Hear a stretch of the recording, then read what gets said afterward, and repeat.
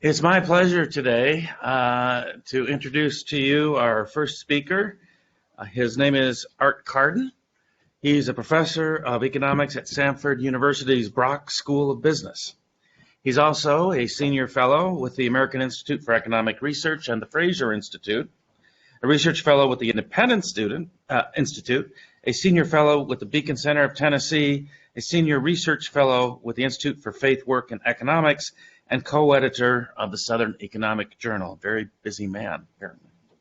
His research on mass market retailers, economic history, and the history of economic ideas has appeared in journals like the Southern Economic Journal, Journal of Economics, Urban Economics, Public Choice, and many other journals. And his commentaries are seen frequently in USA Today and many other outlets. His first book, which you will be hearing about this morning, was written with Deirdre McCloskey, entitled "Leave Me Alone and I'll Make You Rich, How the Bourgeois Deal Enriched the World." And he is sponsored today by the Foundation for Economic Education. I want to thank them for making his appearance here possible. And I also want to encourage each of you, if you're not familiar with this, it's the oldest free market education think tank in the country. For those of you that have taken the philosophy of American enterprise here at Northwood, your book contains many of the articles that were first published in Fee's magazine, Ideas and Liberty. If you don't subscribe to the magazine, go to the website, check it out. It's something you should read regularly. And I want to give a shout out to one of our students who has an article published in there, I think in last month's or recent edition. That was Andrew Reeder, who you'll see later during the seminar. But in any case, it is a wonderful resource, and I want to encourage all of you to look into it further, and I want to thank them for sponsoring Professor Carden's appearance here this morning.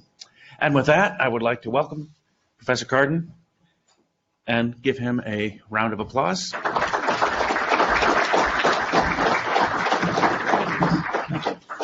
Thank you. It's fantastic to be here at Northwood. My name is Art Carden. I teach economics at Samford University. And the Foundation for Economic Education, fee.org, has generously sponsored my visit here. And today, I'm talking about The Greatest Story Never Told. The book that Deirdre McCloskey and I wrote, again, is titled "Leave Me Alone and I'll Make You Rich, How the Bourgeois Deal Enriched the World." And given what I know about Northwood University, this seems very consistent with the Northwood idea. Basically, free enterprise, dignity, liberty, innovation. All of this has created prosperity. But again, we're talking about the greatest story never told. We're going to talk about what can't explain it. We're going to talk about what can explain it. And we're going to say a few things about how people vote in different kinds of political, social, economic systems. A lot of people are worried about the direction of the country. They don't trust the Biden administration. Several years ago, a lot of people were worried about the direction of the country because they didn't trust the Trump administration. I'm saying here, don't blame me. I voted for Ed Bastian and Christopher J. Nassetta. Now then, who of you know who Ed Bastian and Christopher J. Nassetta are? Anyone? Okay. We'll talk about who they are, and we'll talk about why you don't know at the end of our time together today. First, a very, very uplifting fact, very uplifting story about the world from Jonah Goldberg, who writes, and I quote, "The natural state of mankind is grinding poverty, punctuated by horrific violence, terminating with an early death. It was like this for a very, very long time." For the better part of history, there was a good chance you would die by having your head caved in by somebody from the next tribe over who wanted your resources. Last night, people were talking about when would be the best times in the world to live, or the best times in American history to live. And someone mentioned 1776, around Thomas Jefferson and Benjamin Franklin and things like that.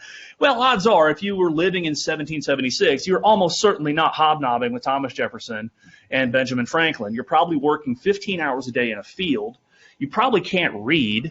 You probably have a life expectancy pushing maybe 40 if you're lucky. One of the questions I'll ask periodically will be, would you rather live in Florence, Italy at the height of the Renaissance, Or would you rather live in Florence, Alabama in the year 2022? And occasionally you think about it, Florence during the Renaissance, it sounds so romantic and so great and so intellectual and so artistic and whatnot. Once again, though, if you're living in Florence at the height of the Renaissance, you're probably not one of the painters, you're probably not one of the artists, one of the intellectuals. You're probably starving. You might be a beggar. You're not reading great stories about anything because you can't actually read. Meanwhile, if you live in Florence, Alabama in the year 2022, you've got running water, you've got indoor plumbing, you can almost certainly read, you've got air conditioning, which, as someone who was born in Alabama and who has spent a lot of time in Alabama, can verify without air conditioning the South is uninhabitable.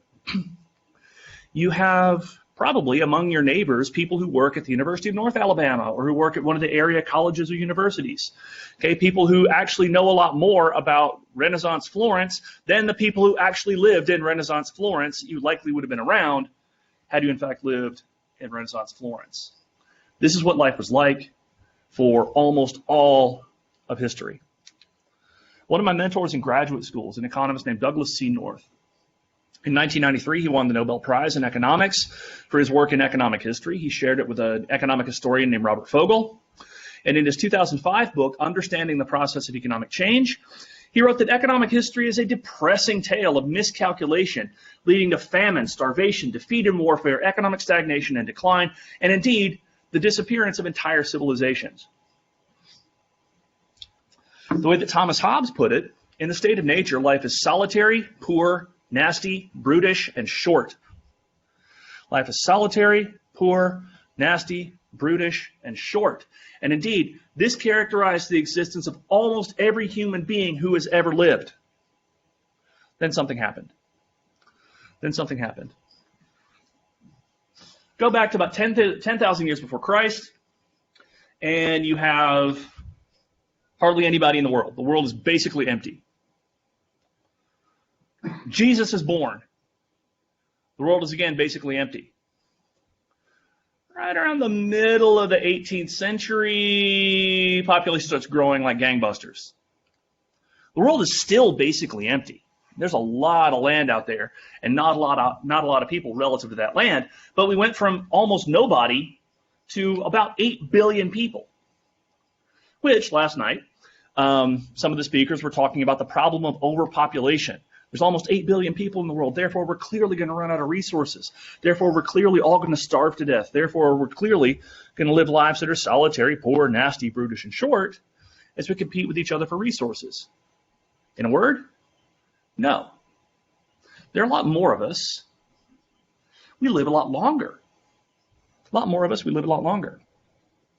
In the 1500s, 1600s, 1700s, life expectancy is pushing 40, maybe. In 1800, in the United Kingdom, for example, one of the richest societies in the world, life expectancy is about 40. In, let's see here, around the world, it is just under 30.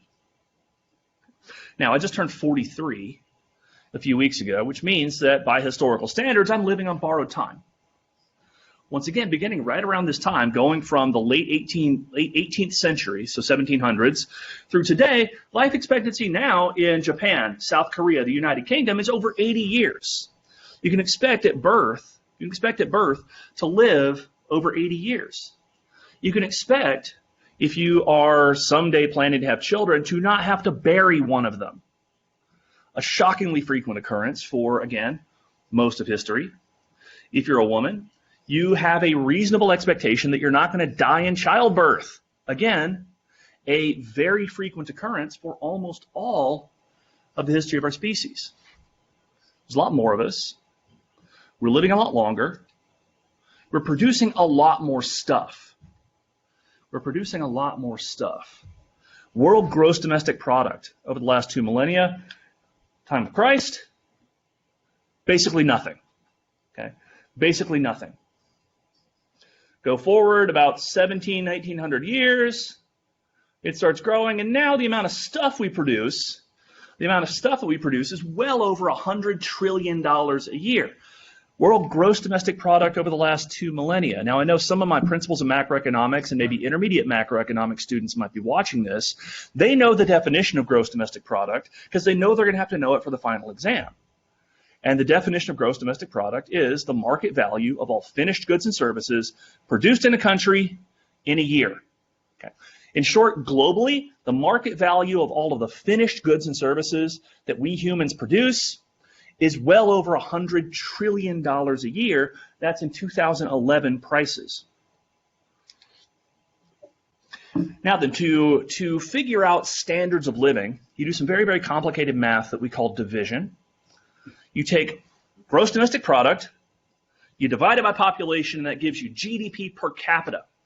Again, in 2011 prices in the United States, well over $50,000. Well over $50,000 per person per year in 2011 prices. We've gone from there hardly being anybody living very, very short lives of extreme poverty to there being lots and lots and lots and lots of people living very long lives of heretofore unimaginable wealth. Of course, one might argue that our standards of living, our high standards of living, depend on exploitation of people around us, depend on exploitation of the poor, exploitation of foreigners, exploitation of, again, the historically exploited. In my church small group, we read this book, A Long Obedience in the Same Direction, by a guy named Eugene H. Peterson. And he wrote, too much of the world's happiness depends on taking from one to satisfy another. To increase my standard of living, people in another part of the world must lower theirs. The worldwide crisis of hunger that we face today is a result of that method of pursuing happiness. Industrialized nations acquire appetites for more and more luxuries and higher standards of living, and increasing numbers of people are made poor and hungry, which is incredibly tragic, and it rends the heart, and it suggests just an awful state of the world, and it is also incredibly wrong, both theoretically and empirically. This is based on a zero-sum view of the world, the idea that there's only so much to go around, that one person's gain must necessarily be another person's loss. What we've discovered, though, in the bourgeois era, by leaving each other alone, that we make each other rich via gains from trade. We make each other rich by cooperation and specialization. If I get rich, it doesn't come at somebody else's expense unless I'm just stealing stuff. If I get rich through trade and innovation and things like that, it's because I am in the process of making other people rich as well. I can increase my standards of living. You can increase your standard of living. Eugene H. Peterson can increase his standard of living while increasing everybody else's standards of living. The worldwide crisis of hunger that we face today is a result of that method of pursuing happiness. Okay.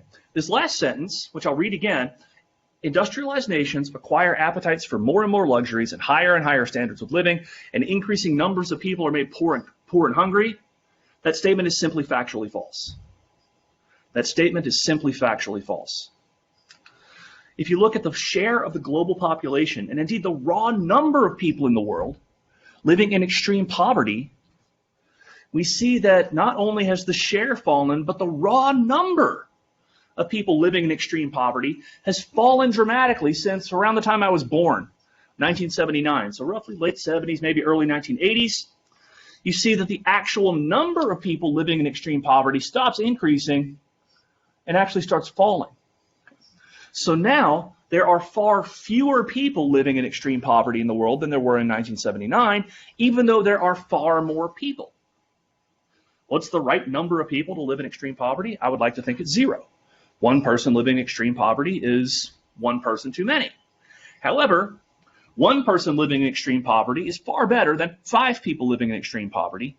500 million people living in extreme poverty is far better than 1 billion people living in extreme poverty. And if we continue to embrace innovation, continue to embrace liberty and dignity for entrepreneurs and innovators, then we can, without necessarily intending to, make poverty history. So there are a lot more of us. We live a lot longer. We have much higher incomes. And very importantly, the real big beneficiaries have been the poor, the least of these among us. The share of people living in extreme poverty has fallen. The raw number of people living in extreme poverty has fallen. Now, my wife and I really enjoyed musical theater. When I was a freshman in high school, we took a band trip to New York, and I got to see Les Miserables.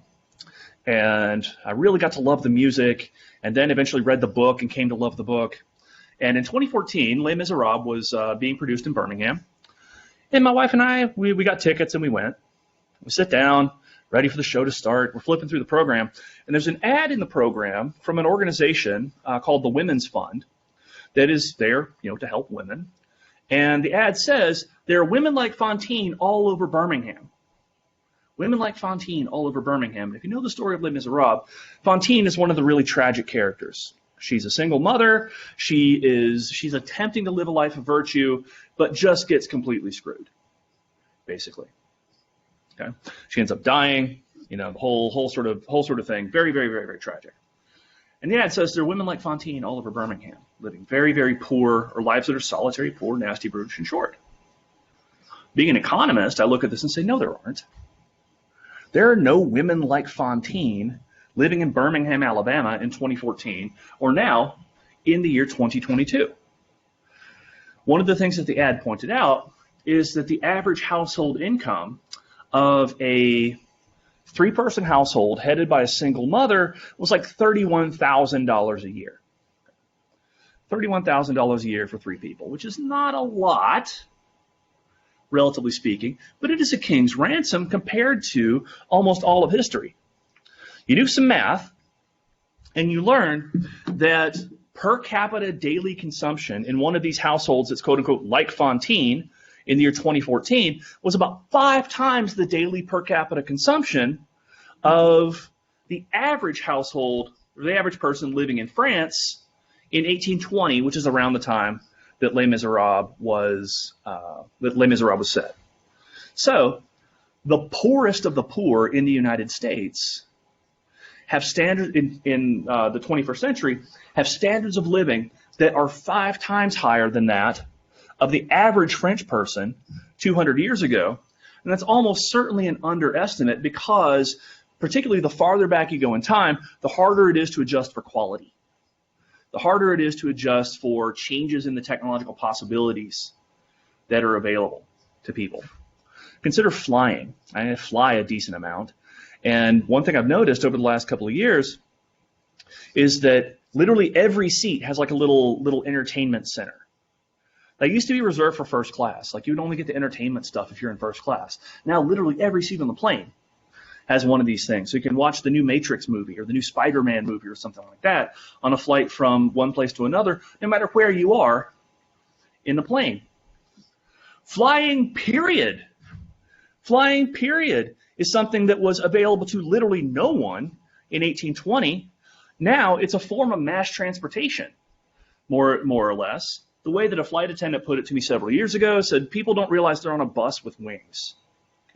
They're on a bus with wings. Indeed, flying has, first of all, become technologically possible. Second, as a result of deregulation in the 1970s, flying has become much, much, much, much cheaper. We can expect more and we can expect better, I think, going forward. Okay. So Fantine today in Birmingham, Alabama, lives a life that is much, much better, much, much richer, and I would argue much more shot through with meaning than the actual Fantine of the early 1800s. How and why did all of this stuff happen? Well, we solved what the economists Tyler Cowen and Alex Tabarrok call the puzzle of growth. Okay? And indeed, once again, some of my principles and macro students and some of my intermediate macro students are, I hope, joining us online. And they know that they have to write an essay on the final exam explaining why people in some places are very rich while people in other places are very poor. And one of the reasons for this is because, again, we kind of solved what Cowen and Tabarrok called the puzzle of growth. And this is the picture that I show in classes. It's taken directly from Cowen and Tabarrok. And it says a few things. It says a few things about why people in some places are very rich, while people in other places are very poor. On the far right, you've got factors of production. These are immediate causes of economic growth. Human capital, which is skills. Okay, if you know how to read a balance sheet, that's human capital. Physical capital, which is tools. If you have a computer, that's physical capital. If you have a bulldozer, that's capital, or that's physical capital. Organization, which is bringing all of this stuff together. Okay. Management, in other words. And technological knowledge, which is ideas and recipes. Okay. Ideas for little clicky things. Ideas for the next iPhone. Ideas for the next laptop. Ideas for the next model of Ford car. Okay. Bring all this stuff together and you produce stuff. In the 1950s and 1960s, a lot of economists thought that what we need is a big push. Okay? We have all these countries that are very, very poor. They don't have much capital. They don't have much human capital. What we need to do, therefore, is just dump capital on them, and then they'll get rich. And we did that. And we have basically nothing to show for it. Simply pouring human capital, or simply pouring factors of production on a place does not really do a whole lot to enrich the people who live in that place, because we get lots of human capital, we get lots of physical capital, we get lots of technological knowledge, and it's all well organized, and people have really good incentives. People have really good incentives. One of my favorite economists is an economist named Stephen Landsberg. I got to meet him earlier this week at a conference that Dr. McCovey and I were at, and I completely 100% just totally fanboy over Stephen Landsberg. How many of y'all have seen Turning Red, the new Disney movie? Okay, so basically my reaction to Stephen Landsberg is like the characters in the characters in Turning Red's reaction to the boy band For Him. Just total, unabashed, unashamed melting. Okay. Anyway, Landsberg said that you can describe all of economics with 4 words. People respond to incentives. All the rest is commentary. Okay, we know that when people do good things, it's because they have good incentives. When people do bad things, it's because they have bad incentives. We know furthermore that intentions don't really matter that much. Merely meaning to do well is not the same thing as actually doing well or actually doing good, because once again, people respond to the incentives that are in place. And those incentives are a product of 5 institutional causes of growth: secure property rights, which are necessary for economic growth; rules defining who owns what and under what circumstances; political stability. Political stability is an important source of institutions that provide good incentives. How many people are looking to invest lots of money in Ukraine right now? Okay. A lot of political instability in Ukraine, and therefore not a particularly good investment environment. A dependable legal system. A dependable legal system, the rule of law. The rule of law is also necessary, but not sufficient, we'd say, for long-run economic growth. And this, when we think about the philosophy of American enterprise or the philosophy of American government, the way that I've heard this put is we've not always lived up to our ideals. We have, however, always had ideals that are worth living up to. And the rule of law is one of those ideals that we have not always lived up to, but that has definitely been worth living up to. I was talking with Dr. Tokarev last night, who incidentally was, we shared rooms at conferences in 2005 and 2006 when we were both graduate students, and that was a very dark time for me. So he was there in ways he probably didn't at the time know. But we were talking about differences between societies. And the first course I ever taught, I had a student from Romania. And I remember her telling the class about the first time she got pulled over in the United States. And she gets pulled over in the United States, so she reaches into her wallet and starts like digging for money to give to the cop. Because apparently in Romania, like that's what happens. You get pulled over, you bribe the cop, you go on your merry way. Okay, the cop fortunately realizes that like she's not from around here and doesn't understand that's not what you do in the United States, and kind of explains, no ma'am, sorry, we don't accept bribes. That's not the custom here. And in fact, actually trying to bribe a cop is a pretty serious offense. But he lets her off with a warning. A dependable legal system is one in which cops don't try to extract bribes. It's one in which when you roll down your window, the cop doesn't care who you are. You ran through a red light. Okay, several months ago, I was on my way home, looked up in my rearview mirror and saw, oh crap, there's a cop behind me. I better pull over so they can get over and get whoever they're going to get. Then they pulled up behind me. And I'd apparently I gassed it through a yellow light a minute or two before, which apparently turned red as I was going through it. Cop comes up, roll down my window, looks at me, and I said, "Do you have any idea who I am? Do you have any idea who I am? Do you have any idea of what I've done? Do you have any idea of what I've published? I am a co-editor of the Southern Economic Journal." No. Okay? Didn't do that. Would he have cared? No, because what matters, or at least what's supposed to matter in the United States, is not who I am. And like parenthetically, one thing I tell my students is like your life is so much easier if you realize no one in the world cares who you are. Like you're almost certainly never going to be recognized on a plane by anybody. Okay, the faster you realize that, the easier your life's going to be. A dependable legal system is one in which the cop pulls me over, the cop gives me a ticket, and I have a court date in June to try to get the ticket off my record, but that's a different discussion. That's a different discussion entirely. A dependable legal system, again, is one in which personality doesn't matter. The black letter written rule of the law is what matters. Honest government matters. Thinking again about the cop who pulled over my Romanian student.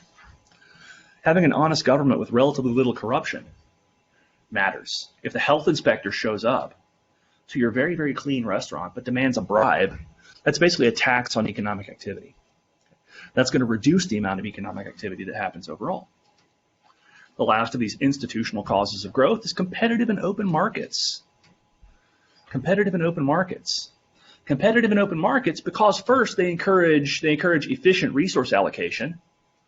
They encourage people to practice what is called the art of business by moving assets from low value uses into higher value uses. And they also encourage creative destruction. People trying to come up with newer, better, cooler, more interesting ways to do things. And importantly, testing those ideas against people's willingness to pay in free markets. Think about Uber and Lyft, for example. When they started doing business, taxi companies freaked out and cities freaked out. Fortunately, they were able to overcome these barriers. They're able to overcome these barriers and fundamentally change the way that people get from point A to point B, which may not seem like too big a deal, but it's a godsend for people like me who A, hate driving, and B, have absolutely no sense of spatial orientation whatsoever. Okay, I wouldn't be able to get, I don't think I'd be able to get from from the back door of my house to my car without GPS. To say nothing of, again, navigating, particularly anywhere I don't necessarily know. Competitive and open markets make it possible for people to change in a very, very fundamental way the way that we do business. These in turn rest on some ultimate causes. Culture matters. There's an awful lot of luck that matters. So, for example, Franz Ferdinand being shot in 1914, a little bit of luck. Okay. If Adolf Hitler had gotten into art school, the world might have been very, very different. Geography matters. Landlocked countries tend not to be able to trade nearly as much or nearly as well as countries with lots and lots of coastline and lots of access to navigable waterways. The economist Thomas Sowell, in talking about the differences between Europe and Africa, points out that even though Africa is super enormous relative to Europe, there are actually more miles of coastline in Europe than there are in Africa, because Europe is very, very jagged. History matters. History matters a lot. The dead hand of the past exerts a fairly substantial influence on the world that we inhabit today. Once again, you think about things like whether or not Hitler had gotten into art school, that might matter. And then finally, ideas. Ideas matter. Ideas like what McCloskey and I call the bourgeois deal. Leave me alone, and I'll make you rich. McCloskey, in her 3-volume series on the bourgeois era, refers to bourgeois virtues, refers to bourgeois dignity, and refers to bourgeois liberty and bourgeois equality, arguing that it's ideas fundamentally and not institutions or capital or other things that explain the modern world. So here's some things that it wasn't. We'll talk about some good things, and we'll talk about some bad things. Things that are nice to have, that I would love to have more of, but that don't at a very, very fundamental level explain why we have almost 80 billion people. It's 80. Another sip of coffee. One more. Almost 8 billion people living to like age 80 and at very, very, very high standards of living. Okay. We're talking about, the way that McCloskey puts it, not 5% or 10% or 20% or even 100%, but we're talking about somewhere from a 1,600 to a 3,000% increase in standards of living. And it didn't happen because of, first, saving. Okay. I'm going to sound like your dad for just a second. And something that really freaked me out this semester is that, like, I'm old enough to credibly be my student's dad and it not be, like, weird. Okay. So I'll embrace that role. It wasn't because of saving. You should save more. Save more. By all means, save more. Saving is important. Saving is great. Saving is good. However, increases in saving aren't what explain this great enrichment that's happened since the middle of the 18th century. In fact, the forefront of the Great Enrichment, or the cutting edge of the Great Enrichment, was in England. And in England, the saving rate, way, way, way back when, was very, very low relative, first of all, relative to the rest of the world. You had to save about a quarter of your grain crop in order to be able to plant grain next year. That's a very, very high saving rate. If we save a little bit more, we will get richer. If we save a little bit more, we will get richer. Saving is prudent. It's wise, it's individually rational, it's socially rational. You should do more of it, but it is not, however, the fountainhead of the Great Enrichment. It's maybe a few percentage points. It wasn't because of free trade, and this might sound like rank heresy to economists and people trained in the economic way of thinking.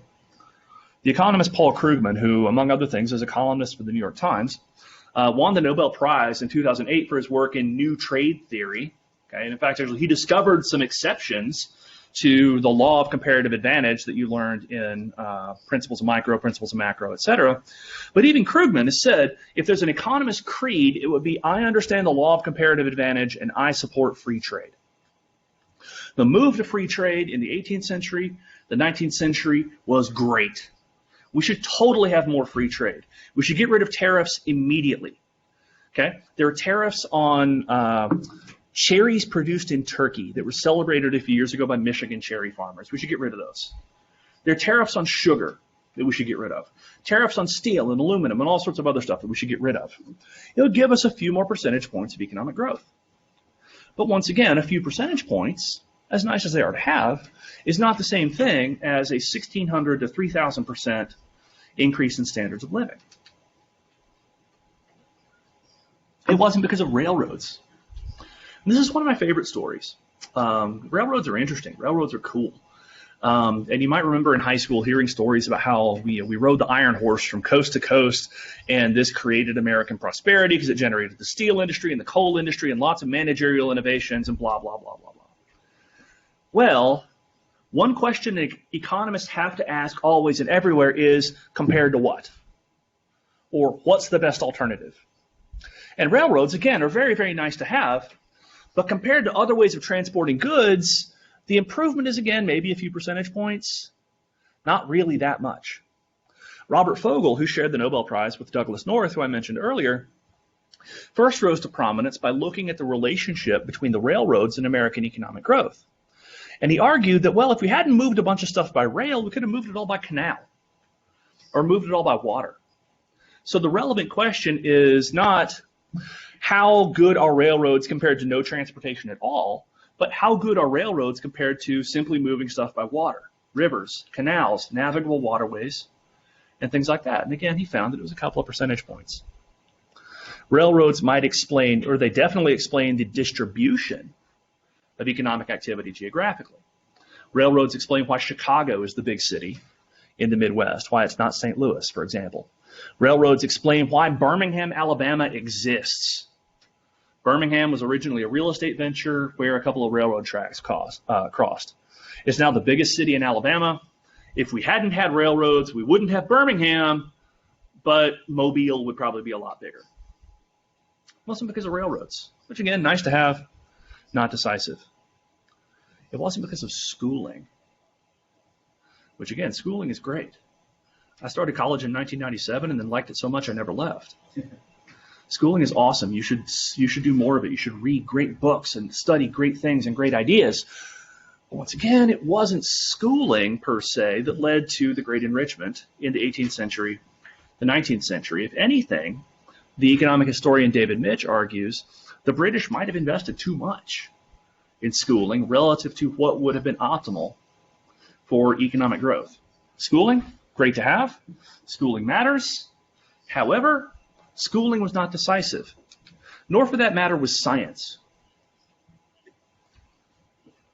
Which again, lest I be misunderstood, science is great, science is wonderful. We should have more science, yay science.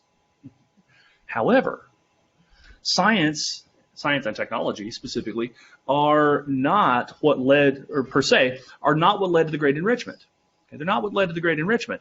Because in many cases, the history of technology is such that we figure out how to do something, and then later, much later, we figure out how it works. Much later, we discover the physics, we discover the chemical principles, we discover whatever. My kids and I recently discovered a show called The Science of Stupid that is on it's on Disney Plus, and it's basically a collection of like YouTube videos of people doing idiotic things and hurting themselves, and then people explaining the science behind it. They say, well, you know, if people had understood the science, then this guy wouldn't have ended up like head over heels, face down in a recycling bin. It's like, well, people were figuring that out long before we had the science. Okay. And while it's cool that we can talk about something like angular momentum and all sorts of other stuff when we're looking at someone who's probably breaking a bone or two, it's not necessarily the case that this is the thing that's pushing wise choices or even pushing economic growth. Think about soccer. So Dr. Tokarev was saying this morning that you've got all sorts of seasons in the United States. You've got one season in Bulgaria, and that is soccer season.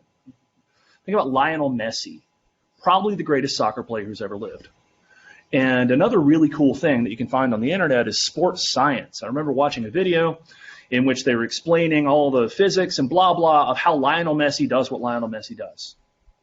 Lionel Messi, of course, has a PhD in applied physics and spends an inordinate amount of time every single day solving differential equations and figuring out at a very, very granular and detailed scientific level precisely how his knees work, precisely how acceleration works, precisely how like a ball curves if you kick it a certain way under certain wind conditions. No, does he do this?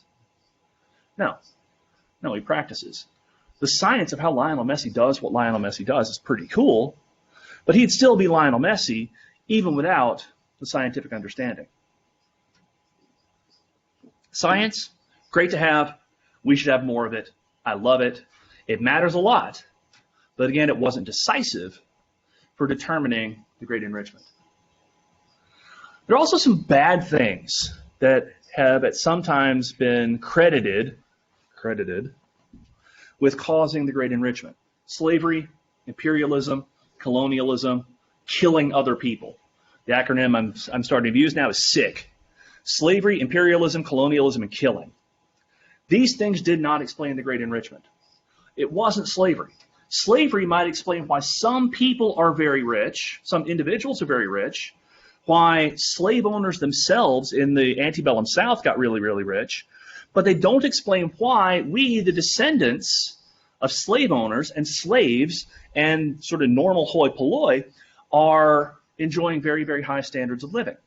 They might explain furthermore why some people are very poor. They might explain why some people are very poor, okay, in that they might have been oppressed by slavery and the slave trade. They don't, however, explain how we got modern standards of prosperity. There are a few problems with this, both theoretical and empirical/historical. Theoretically, slavery is a kind of a bad deal. It's a poor way to organize resources, and it's a poor way to increase output. Empirically and historically, if slavery per se could have caused a great enrichment, it would have happened a long time ago, and it would have happened somewhere else. Because if there's anything that is historically ubiquitous and anything that is geographically ubiquitous, in other words, anything that has existed for pretty much everywhere for pretty much all of time, it's human beings being horrible to each other, including but not limited to slavery. If slavery as such could have caused a great enrichment, then we would have had that great enrichment or industrialization in ancient Rome, or ancient China, or ancient India, or ancient Africa. If you look at the Barbary coast of Africa, for example, more Europeans were sold into slavery in North Africa than were transported from Africa to North America as part of the slave trade. Now then, there were more Africans sent to the New World than there were Europeans sent to Africa. Most of the, like almost 9 in 10, I think, Africans who were transported to the New World ended up in Brazil. And yet again, the seat of the Industrial Revolution was Britain, was the United States, and specifically in the 1700s and 1800s. You have this historically ubiquitous, geographically ubiquitous practice that only somehow manifested itself in economic growth in the 1700s and 1800s. Okay. It was because of liberty. It was because of liberty. Slavery is the antithesis of liberty. Imperialism is the antithesis of liberty. Colonialism is the antithesis of liberty. Slavery made plantation owners very, very rich. Imperialism and colonialism made Cecil Rhodes very, very rich. We're not interested, though, in why slave owners and Cecil Rhodes got rich. We're interested in why average people got rich. And it happened largely first because of liberty. Okay? Liberty to try new things. Liberty to buy low and sell high. Liberty to identify assets in low-value uses and move them into higher value uses without having to ask anybody's permission. Liberty to innovate, to come up with new stuff. Liberty to try new things. Liberty to, how many of y'all want to open a business or want to own your own business at some point? Okay. Liberty to open a business and not have to ask anybody's permission for it.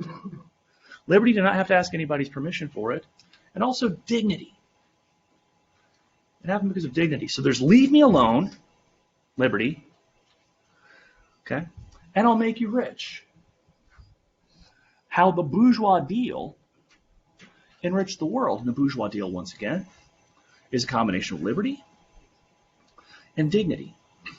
Dignity for entrepreneurs, dignity for innovators, dignity for people who want to be disruptors. Dignity not for rulers and kings and queens and generals and Achilles and Ajax and all the others that you read about in mythology, but dignity for and esteem for Warren Buffett, the great investor, or Steve Jobs, former CEO of Apple and a great inventor, Bill Gates, who made his fortune with Microsoft, or Jeff Bezos, who made his fortune with Amazon. Okay. Looking up to people who try new things, who create new things, who innovate, and do so in a manner that creates wealth for everybody else, has helped to make the modern world very, very rich. We've gone from a world in which the only things that were dignified were to basically be a priest or a soldier or a ruler, to a world in which we look with approbation upon someone who just wants to be a good accountant. In fact, I shouldn't even say just wants to be a good accountant. Being a good accountant is a high and holy calling. Being a good stockbroker is a high and holy calling. I mentioned organization a minute ago as one of the reasons why, or one of the immediate causes of economic growth. Being a good manager creates incredible amounts of value. Indeed, one of the sources of economic growth in low-income countries is the presence of large multinational corporations that are very, very well managed. So, if you want to feed the poor, you want to clothe the naked, you want to slake the thirst of the thirsty, okay? You want to shelter the homeless, well, become a building contractor. Open a fast food restaurant, or open a restaurant chain. Start a clothing line, something like that. Ask people to leave you alone, not because you're a jerk who doesn't like people, but because when they do so, you make them rich. The bourgeois deal, once again, offers liberty and dignity for entrepreneurs, specifically liberty and dignity for people like Sam Walton, who started Walmart, who is an exemplar of productive entrepreneurship, who tried something new, didn't really have to ask anybody's permission for it. A lot of people thought he would fail. A lot of people thought he would fail. In fact, he would go and he would hire executives from different retail companies, and when those executives would talk to their bosses and say, hey, I'm thinking about going in with this Walton guy, they wouldn't try to match the offer. They'd say, you're making a horrible mistake. Walton's going to fail. He's going to fail miserably. And he failed so badly that he created the largest corporation at the top of the Fortune 500 year after year after year after year after year. The benefits from this kind of innovation, the benefits from Walmart, the benefits from Amazon have accrued not to Walton and his heirs primarily, not to Jeff Bezos primarily, but to us. The economist William Nordhaus, who won the Nobel Prize in 2018, has estimated that if you look at the distribution of the benefits from innovation, only about 2% of it is captured by innovators. The rest of it, 98% or so of the value of innovation, accrues to us in the form of consumer surplus, in the form of higher standards of living, in the form of the difference between what we pay for an iPhone and the value of what it does for us, the value of what we're able to do. In short, the bourgeois deal allows us to harness what Julian Simon called the ultimate resource. Last night, one of the questions that came in online asked Stephen Moore about his time studying the Julian Simon at the University of Illinois. Simon, unfortunately, died young, well, 66, I guess, but he died in 1998, younger than he should have, and he was one of the great minds of the 20th century. Stephen Moore mentioned his book, The Ultimate Resource, last night. And the ultimate resource is not oil. The ultimate resource is not gold. The ultimate resource is not platinum. The ultimate resource is the human mind and human creativity. The ultimate resource is the human mind and human creativity. Because when presented with challenges, what do people do?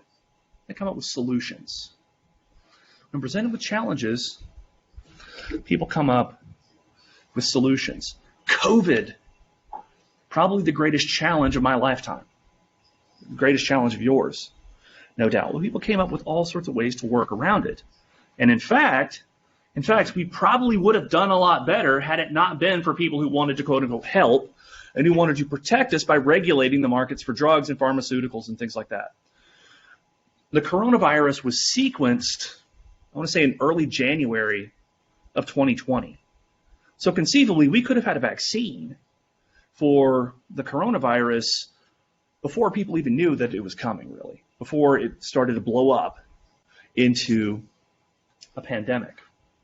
The ultimate resource, again, is the mind and ingenuity, which, when enabled by liberty and dignity, does and accomplishes truly great things. I mentioned there are almost 8 billion people in the world. And occasionally people will claim that the world is overpopulated. There's too many people. There's just consuming all the resources, et cetera, et cetera, et cetera. Well, no, because every single person who comes along is not just a mouth to feed, not just another stomach and another set of hands with which to work very clumsily, but every person is another brain. Under the right institutions, those brains produce really excellent, really, really amazing things. Julian Simon, one of the most important thinkers of the last 100 years, so important that our younger son, we have 3 kids, age 13, 11, and 9. Our younger son is David Simon Carden, named after the great and wonderful Julian Simon. People often look at politics and say, well, okay, what will Biden do? What did Trump do? What will the Republicans do? What's being proposed for the midterm elections next year? When I was, after Bill Clinton was elected in the 1990s, there's a popular bumper sticker that people would have in their car that said, don't blame me, I voted for Bush. Don't blame me, I voted for Bush. And that became kind of a popular joke. It appeared in a Simpsons episode a little bit later. In the late 1990s, there was a widespread popular referendum on the Elvis stamp that the U.S. Post Office was going to produce. And they voted on Elvis from the 50s and Elvis from the 70s. And I remember seeing a bumper sticker that said, "Don't blame me, I voted for the fat Elvis." Okay. Don't blame me, I voted for Ed Bastian and Christopher J. Nassetta. Ed Bastian is the CEO of Delta. Christopher J. Nassetta is the CEO of Hilton Worldwide. I would not have known this had I not last night looked up who's the CEO of Delta and who's the CEO of Hilton. Because when I travel, I fly pretty much exclusively Delta, and I stay almost exclusively in Hilton property hotels like Hampton Inn and things like that. With every dollar I spend on flights from Delta, with every dollar I spend on hotel rooms at Hilton or at Hampton Inn, I'm voting for Ed Bastian. I'm voting for Christopher Nassetta. I'm voting for the executive team at these companies to have more control and ownership of means of production, because I'm saying with every dollar I put down for their services, I approve. I approve. I approve. I approve. Here, do more. How does Ed Bastian help me? How does Christopher J. Nassetta help me? Well, Ed Bastian and his team, they get me from point A to point B. Or later today, from point A to point B to point C to point D. Hilton, Christopher J. Nassetta and the team at Hilton Worldwide, they help me by making sure I have a roof over my head, a comfortable place to lay my head when I'm traveling. Do they know me? No. Do they care about me? Probably in some abstract sense, I would hope. Like, I doubt that Ed Bastian went to bed last night thinking, you know what, that Carden guy, screw him. No.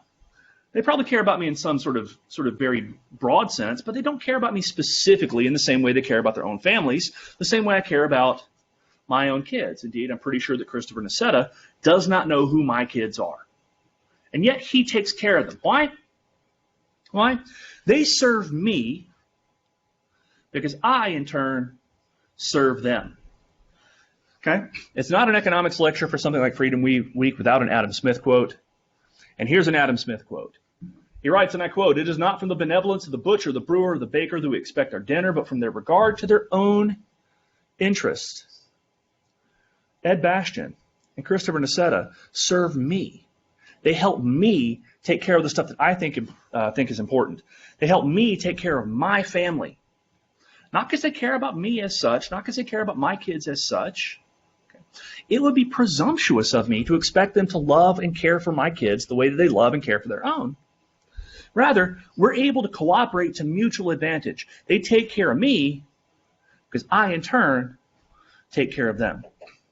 The bourgeois deal, again, says, leave me alone and I'll make you rich. It's a deal of liberty and dignity for innovators and entrepreneurs. It's a deal that, in spite of the fact there is a great deal of ruin in a nation and indeed in a world that is spreading around the world, that is ultimately making poverty history. And I think we can see forward into an even greater enrichment if, as McCloskey and I argue, we keep our ethical wits about us. I'm happy now to answer any questions that folks might have. I really appreciate the invitation to Northwood University. It's the first time I've been here. Fantastic place with fantastic people and fantastic alumni. Okay. Thank you once again.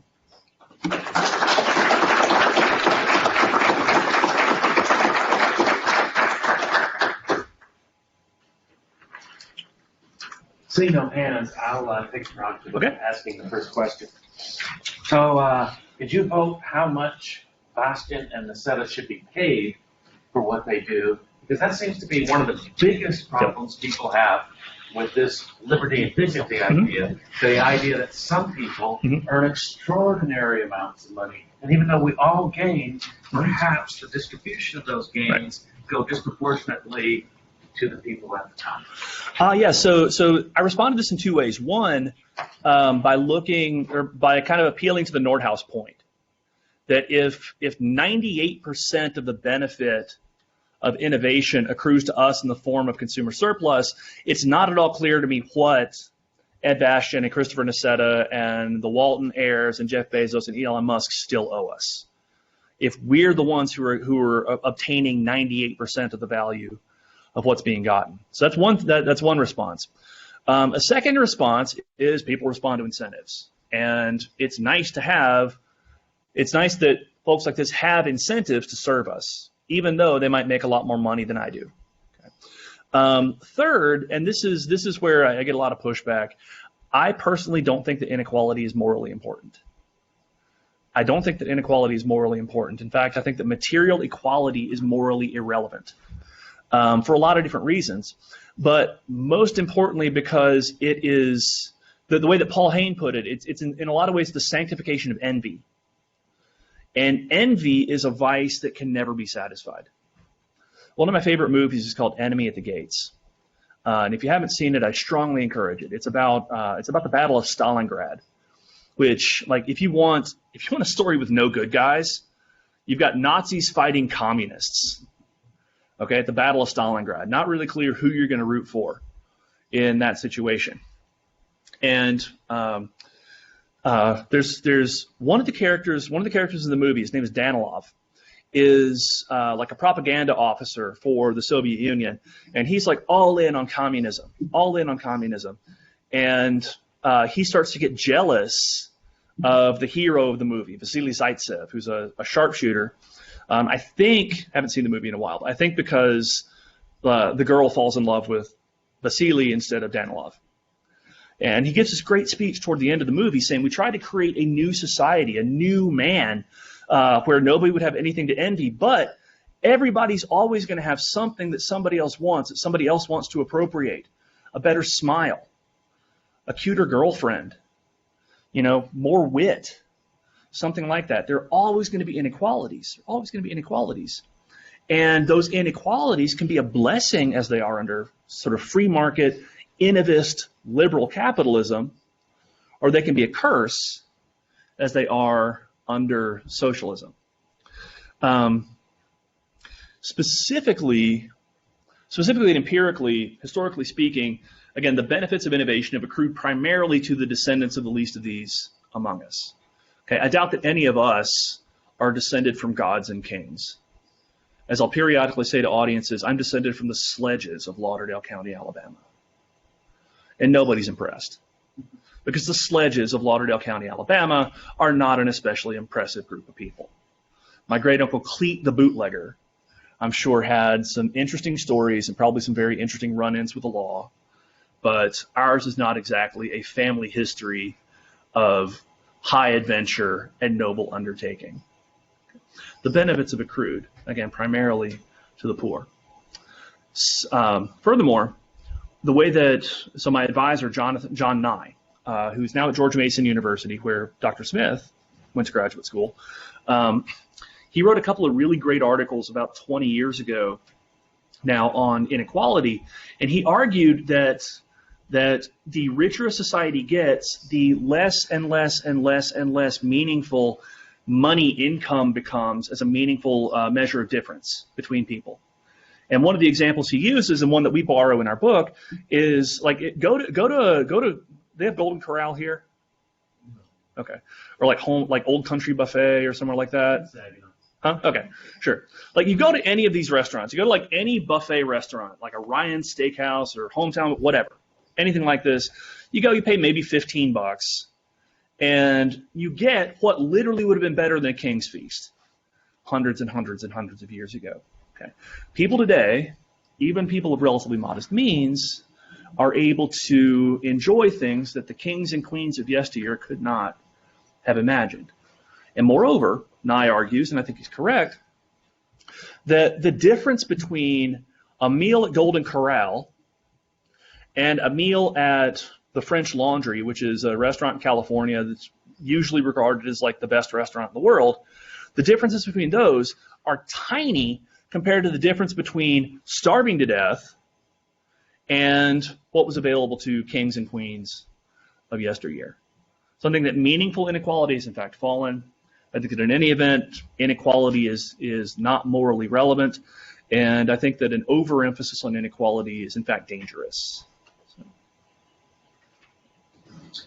While you guys are thinking of your next question, that'll be Andrew, but I want to encourage you to respond to a survey that the Foundation for Economic Education has asked each of us to fill out, where we can evaluate, because the speaker is sponsored by that institution, So you can see there's a survey on the screen, and there's I'm not sure how we can get the link to these folks. tfaforums.com/4970280. You can just email it to everybody. Yeah, we can email it. That's true. So if you registered for the seminar, I'm sure you get a chance to fill out the survey. Okay. Go ahead, Andy. So, this is a pretty rare thing, but among some of my fellow students, I feel like they may be getting a little too crazy about their anti-government beliefs. Okay. They kind of go off the deep end and say things like, let's privatize the police force. Yep. Let's privatize the army. Yep. When do you think government has a duty in roles such as that? I don't think it does. I think anything states can do, markets do better. If you've seen The Sound of Music, or the girl singing, anything you can do, I can do better. Similar sort of story with states and markets. And the history of states, the history of government is really, really fascinating, because there's the story that you learn in high school, which is like, or the story that you learn in an introductory economics class, which might be something like, oh, there's a market failure. Then a bunch of really, really, really, really smart moral supermen and moral superwomen sat down and thought, okay, here's how we can solve it, how we'll fix the market failure or what have you. And that's totally not what happened. Historically, and further, that runs into some serious theoretical problems. Private police forces, for example, have a long and distinguished history. The reason that we got municipal fire departments, according to the economist Fred McChesney, was not because of externalities, not because of market failure, but because local political machines needed ways to create patronage jobs. And one way to do that was to municipalize the fire department. Militaries are interesting as well. That raises a different question related to aggressiveness in global geopolitics. Yeah, I'm not gonna lose sleep at night over the fact that the government runs the cops and the military and things like that. But I think there's a much, much stronger case to be made for running all of that stuff through the private sector than might at first appear. So yeah, so I'm on board. I am at one with your crazy friends on this.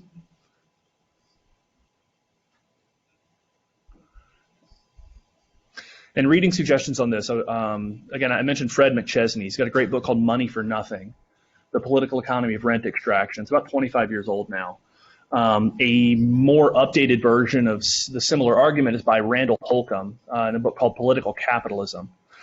On the military specifically, Christopher J. Coyne has done a lot of really fantastic work.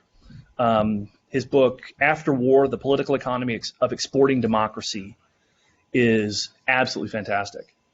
So I've spent a lot of time here, incidentally, talking about how great liberal institutions are. Liberal, democratic, capitalist institutions. And everybody should have liberal, democratic, free market institutions. Trying to impose those on societies, however, tends not to work very well. Other questions? Yep. Follow-up to Andrew's question. So what then do you see the role of government? Okay. What would I see as the role of a government? The appropriate role of a government is to not exist. I don't think there's any normative force to arguments for governments. I think they're maybe not. They're an unnecessary evil. They might be inevitable. And obviously, there are a lot of things that I'd rather see governments do than not do. Just to use one example, let's just take tax policy, or like tax and distribution policy. So last night they talked about flat taxes a little bit. Like I would be a very, very happy economist if I woke up tomorrow and the entire U.S. tax code had been replaced by a single uniform flat tax, and everything that we call welfare had been replaced by a universal basic income or a basic income guarantee or something that's like, here you get $1,000 a month just for breathing. You know, I'm not gonna get into the sort of the weeds of anarchist legal theory and complain too much about that. It'd be a strong improvement over what we have now, but I do not think that there is anything for which governments are required. Now, again, whether governments are inevitable, my advisor, Douglas North, from one of the earlier slides, he defined a state or a government as an organization with a comparative advantage in violence. And an organization with a comparative advantage in violence, he argues, is going to be in a position to specify and enforce property rights. So inevitable, maybe. Necessary, I would say no. Yep. One of the things I've always seen that causes some of the regulations to be put in place is fear of people's safety. And I think the government has overstepped their involvement in our lives based on them thinking that they're in our best interest. Yep. One of the things I always talk about is like the seatbelt. Yep. I always thought that was like the first part of them taking away our rights to choose. So what are your thoughts on like safety regulations and the government trying to be in our best interest? Yeah, so safety regulations are interesting. And in thinking about like the things that governments do, you know, I'm not willing to go to the barricades or like storm DC because of seatbelt laws. I think they're counterproductive. I don't think they're necessary. We know if you've ever heard of something called the Peltzman effect, you should just look it up. A guy named Sam Peltzman, who did all the original seatbelt studies showing they don't in fact actually save lives because of the way they mess with people's incentives. There are a few things that go on there. And with respect to public safety regulation, you have to look at people's incentives. So you can think about it's too easy, I think, to say, well, we have bad policies or dysfunctional policy because people are fools and knaves. Okay, well, there might be some of that that's true, but like people who work for the FDA are not bad people. Cops generally are not bad people. If they do things that are counterproductive or antisocial, it's because they have bad incentives. Now, let's use the FDA as an example. The FDA is a killing machine. The FDA is a killing machine because it is so slow to approve drugs. Like I said earlier, with respect to the COVID vaccine, we probably could have had it way, way, way, way earlier were it not for the involvement of the FDA and the CDC. Now then, again, is it because they're stupid? No. Is it because they're evil? No. Is it because of their incentives? Yes. Regulators have a very strong incentive to be overcautious with respect to what they approve and what they don't approve. Because if they approve a quote-unquote bad drug, so take Vioxx, if you remember any of that from, gosh, like 15 years ago now. If the FDA approves a bad drug and it kills people, you've got a body count, you've got the cover of Time magazine saying who's to blame, okay, which I'm totally ripping off the movie Ocean's 13 on that. And you've got someone who said, yeah, I said this was okay, and then it killed people. It is every bit as dangerous and every bit as deadly to not approve something, okay, that might save people's lives, but it's a lot more opaque. Failure to approve a safe drug is at least as bad, or can be at least as bad, as approving a bad drug. But since it doesn't bleed, there's no bodies, it's all hypothetical and abstract. It's a lot harder to really push drug approval and things like that. Let's give one more example. So my wife tried to start a business making kimchi, which is a Korean fermented cabbage that is delicious and spicy and like good for your digestion and whatnot. And it's a fantastic example of cultural exchange because my wife's from Gardendale, Alabama.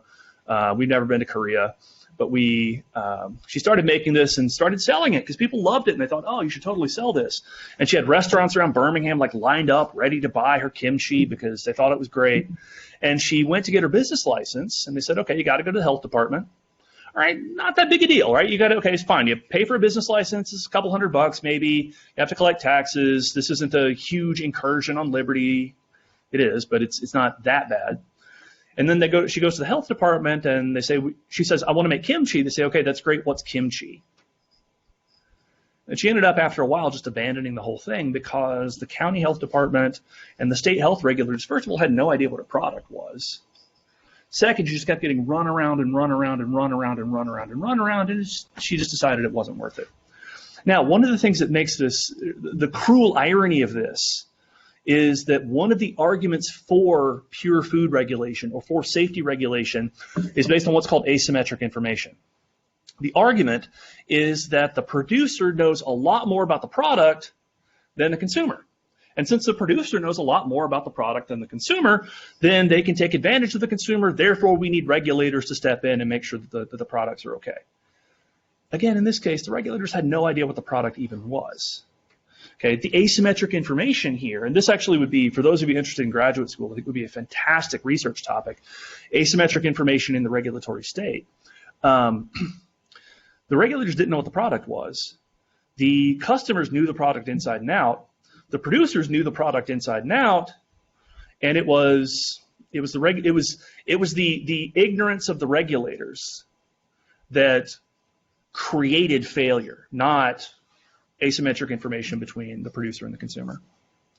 It's a very good question. We have some questions coming in from online. One of our students asks, the era of human liberty consists of a tiny portion of the history of the world. Is this era just the beginning of something greater or just a weird moment that will soon fade? I hope it's the beginning of something greater.